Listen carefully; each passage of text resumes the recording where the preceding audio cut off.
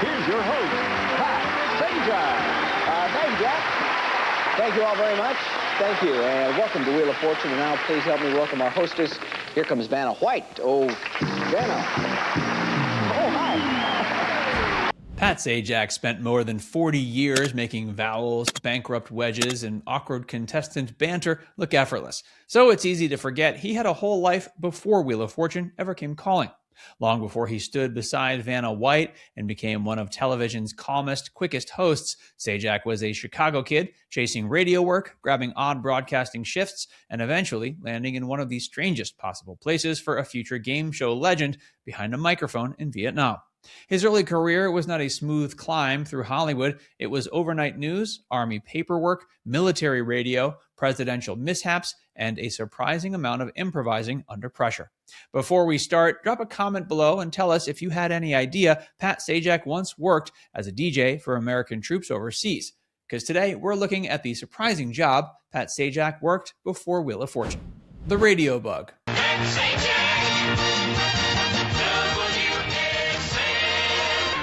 Pat Sajak's road to television started with a microphone long before there was a puzzle board in sight.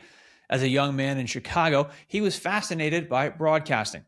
He was the kind of kid who could turn an ordinary object into a microphone and imagine himself talking to an audience. That detail matters because his later ease on camera didn't come out of nowhere. He'd been practicing the rhythm of broadcasting before anyone was paying him for it. His first radio work wasn't exactly glamorous. He worked overnight at a Spanish language station, even though he didn't speak Spanish. His job was to deliver English news updates once an hour from midnight until 6 in the morning. That's a funny place for a future household name to begin. No giant studio audience, no applause, no spinning wheel, just a young broadcaster trying to sound professional in the lonely hours while most of Chicago was asleep. The Army twist. When I first went to Vietnam, they made me a finance clerk and sent me out to some fort about 30 miles outside the city. And I made repeated, it really wasn't the Army discovering my background, it was repeated attempts to get transferred, and they finally allowed me to do that. Then came the Army, and Sajak's life took a sharp turn.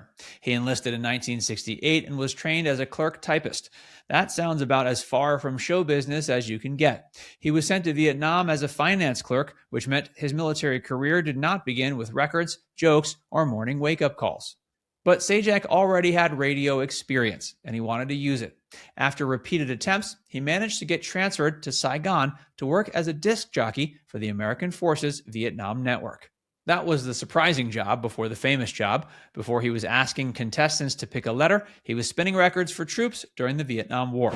Good morning, Vietnam. And there was an opening at the Armed Forces Station in Saigon. The morning guy his duty was up, and I took over that slot, and that was the Good Morning Vietnam slot. It was a show called, they used to name shows in those days. It was called The Dawn Buster, which is a pretty goofy name if you think about it, but that's what it was.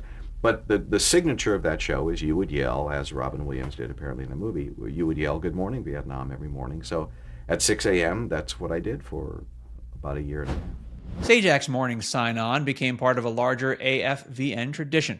Every weekday around 6 in the morning, he would greet listeners with the now famous phrase, "Good morning, Vietnam." He wasn't the first to use it, but for American troops tuning in from across the war zone, that phrase had a familiar ring. The job gave soldiers music, news, jokes, and a small reminder of home. For men serving far from their families, that mattered. Sajak later said he sometimes felt guilty because his duty was more comfortable than what others were facing in the field. He was living in Saigon, billeted in a hotel, and surrounded by restaurants. Yet when soldiers came in from the field and thanked the radio crew, he began to understand the value of entertainment in a difficult place. A presidential oops. My fellow Americans, I have seen the ugly face of war in Vietnam. I've seen the wounded in field hospitals. One of Sajak's most memorable Army radio stories involves President Richard Nixon and a badly timed switch. During Christmas season in 1969, Nixon was giving a holiday address that had to be carried by radio into Vietnam. Sajak was playing records and listening for the cue from CBS News. When the speech began, he switched over to the presidential address. Everything seemed to go fine until Sajak thought Nixon had finished. He heard what sounded like a closing moment, switched away from the feed, and went back to music. Then he checked the CBS feed again and realized the president was still talking. Worse, Nixon was about to speak directly to the troops in Vietnam. Sajak had accidentally cut off the commander-in-chief right before the part meant for the very people listening to his station. Let it play. At that point, Sajak had a choice to make. He could cut back in, admit the mistake, and awkwardly return listeners to the president mid-sentence. Or he could leave the record playing and hope nobody noticed. He chose the record. The troops kept hearing music instead of Nixon's holiday message. It's the kind of mistake that sounds almost too perfect for Pat Sajak. There is embarrassment, comic timing, and a dry punchline built right into it. Years later, he joked about the guilt of knowing those troops never heard that portion of the president's message. From records to the wheel. So I expressed my reservations, and he said, look, and the other thing I said was, I don't know if I'm a game show host, because I can't do that. At the time, there was sort of this stereotypical, hey, you just won 10,000. I don't talk that way, although I did a pretty good job then, didn't I? But I said, I don't know if I can do that. And he said, look, I don't want you to do that. He said, do it just the way you do it. After Vietnam, Sajak's broadcasting path kept moving. He worked in radio, took other jobs, and eventually became a weatherman in Los Angeles. That local television work helped put him on the radar of Merv Griffin, who was looking for a new host for Wheel of Fortune in the early 80s. NBC was not immediately sold on him. To the network, he looked like a local TV guy, not the face of a national game show. Griffin pushed hard for him, and that decision changed Sajak's life. Looking back, the Vietnam DJ job makes more sense than it first appears.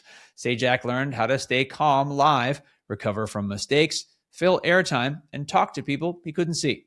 Years later, those same instincts helped him become one of the most familiar faces in television. Now it's time to hear from you. Were you surprised to learn Pat Sajak worked as an Army DJ in Vietnam before Wheel of Fortune?